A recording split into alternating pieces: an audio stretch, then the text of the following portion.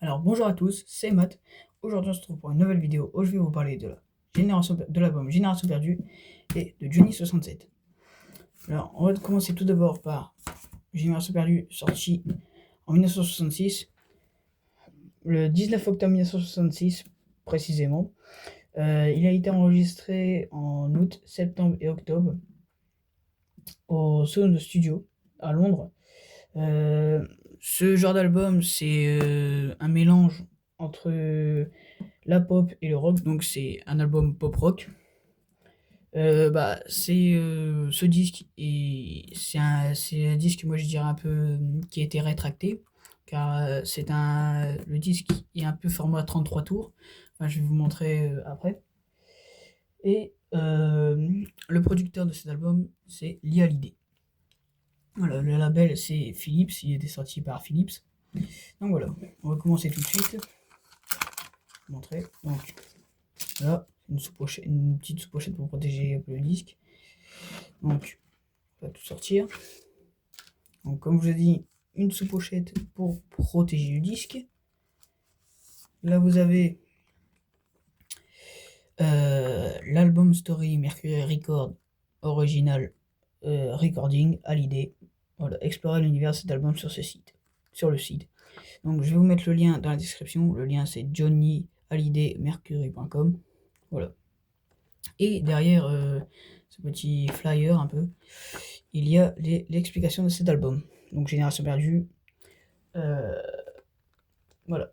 Il est sorti en décembre 1966, mais il était, comme je vous l'ai dit tout à l'heure, il a été enregistré en août, septembre et octobre.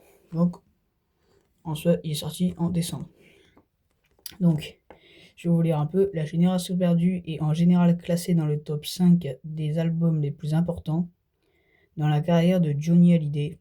Il s'impose tout à la fois comme une œuvre profondément ancrée dans son temps, recours à un folk rock défini par Bob Dylan à l'international, avec des fulgurances visionnaires, et s'inscrit dans un climat blues qui annonce un artiste comme Eric Clapton. Donc voilà, c'est un peu ça le fait de cet album. Donc on a vu ça. Maintenant, on va parler un peu du disque. Donc sous pochette comme les 45 tours. Alors, hop, voilà. Donc comme je vous disais, comme j'ai dit 47 tours, mais c'est 47 tours et 33 tours bien sûr. Donc comme je vous disais tout à l'heure, donc ce CD représente un 33 tours en petit. Celui-là c'est 33. Donc voilà, dessus vous voyez c'est marqué les chansons. Là Johnny Hallyday numéro 9. Donc c'est le 9e album. C'est le numéro 9 de l'album. Enfin, il y avait une collection, je crois. Du coup, c'était le numéro 9. Et cet album, je crois que c'est le 8e album studio, si je me trompe pas, le 8e ou le 7e. Donc voilà. Donc stéréo, comme on a l'habitude de les voir sur les 33 tours. Et dessus, vous avez les chansons comme à l'arrière. Donc voilà pour cet album. Donc maintenant, passons à cet album Johnny 67. Donc cet album est sorti le 2 juillet 1967. Il a été enregistré en février, mai, juin 67. Donc il a été enregistré dans plusieurs studios, dont notamment le studio de la CBE, la Gaîté, à Paris, le studio Talent Master Studio à New York, et Olympic Sound à Londres. Donc voilà. Les producteurs sont Lee Hallyday. Voilà.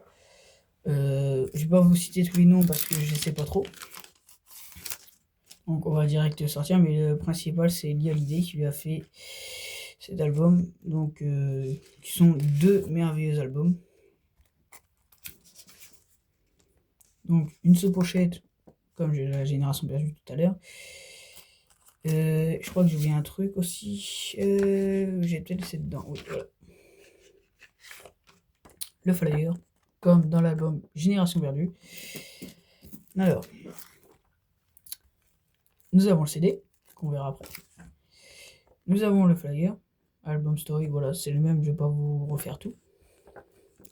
Ici, nous avons Johnny 67. Donc, vous voyez, juillet 1967, c'est la date de sortie. Mais sinon, comme je vous l'ai dit tout à l'heure, il a été enregistré en février, mai et juin. Donc, je vais vous lire un petit passage comme j'avais fait pour Génération Perdue. Rite incontournable des 60, pardon. Il faut un nouveau disque de Johnny Hallyday pour que les amateurs passent l'été rassasiés en compagnie de leur idole. Après l'incroyable déferlement de moments forts qui ont marqué la saison précédente, sortie de l'album Génération Perdue en octobre 1966, Musicorama à l'Olympia le 18 octobre avec Hendrix, sortie du EP Edio le 15 mars 1967. Donc voilà, je ne vais pas tout lire, il y a des informations aussi plus importantes dedans. Si vous trouvez cet album, je vais vous en laisser le privilège de lire. Ouais. Si vous ne le trouvez pas, je vous mettrai un post avec les deux flyers marqués derrière. Comme ça, vous pourrez le lire aussi tranquillement. Donc voilà. Ce CD, bah, c'est le même que la Génération Perdue. Sauf que là, c'est marqué Johnny 67. Et quand on touche, ça fait une petite sensation. Surtout sur Johnny 67. Sur Johnny Hallyday, bon, c'est rien. Enfin, s'il y en a, mais c'est très peu. Ici, il y a une différence. Là, il y avait, je sais plus ce qui était marqué dessus. Bon, je vais vous le mettre après. Là, il n'y a pas le truc Johnny 67. Peut-être qu'ils l'ont déplacé en haut, je ne sais pas. Bon, il y a comme aussi sur le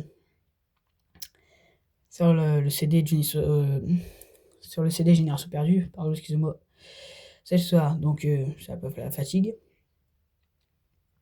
Il y a des chansons.